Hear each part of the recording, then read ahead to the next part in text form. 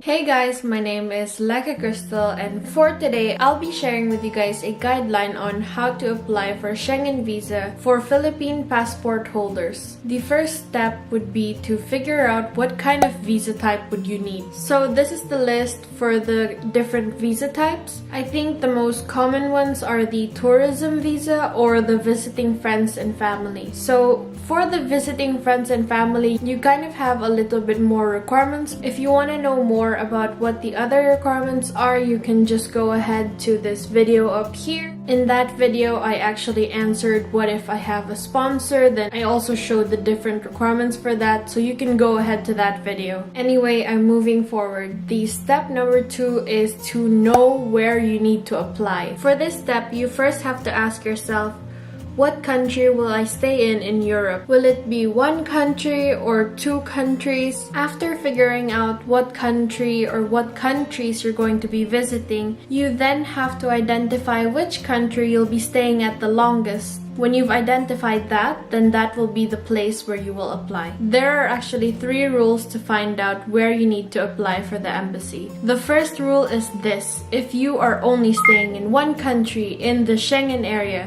then you must apply in that embassy. The second rule is if you're visiting more than 2 countries, then identify which place or which country you'll be staying at the longest. And for rule number 3, if you are staying at different countries at equal amounts of time, then you have to apply at the place where you first land in. Okay, I hope that made sense. Now that you have all of that figured out, you then have to Google the country name, consulate or embassy near me. If there isn't one near you, then please read this.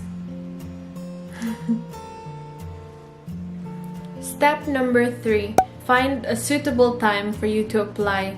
The earliest time that you can apply is 3 months before your flight or 15 days before your flight. In my opinion, the earlier the better, so once you have gathered all the requirements, it is best to apply as early as possible because you can never go wrong with being early, so yeah. Step number 4, fill out the application form. You can fill this out either online or you can print it and write stuff down. If you guys want me to make a separate video on what I wrote on my application form, I can do that. Just comment it below. I will be sure to do that if you do want it. And now on to the next step. Step number 5. This is actually the most time-consuming one.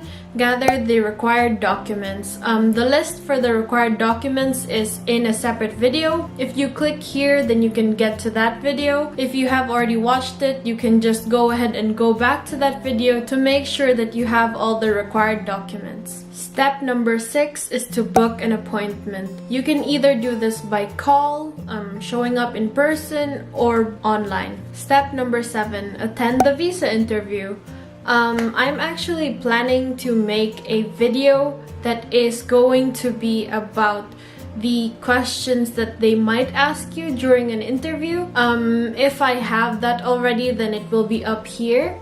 But if I don't, then you have to kind of either ask me if you want some advice. I will always reply to you. And anyway, on to the next step. The next step is actually immediately after the step 7, which is to pay the visa fee. The visa fee is 60 euros. I think I had to pay $64 then because of the exchange rate being different. They usually ask for the 60 euros after the interview, so yeah. After your interview is done, they will usually ask you to come back to the embassy or maybe mail you the results. And now I will tell you guys the last step. The last step is actually to wait for an answer from your application. If approved, then have a nice trip to Europe.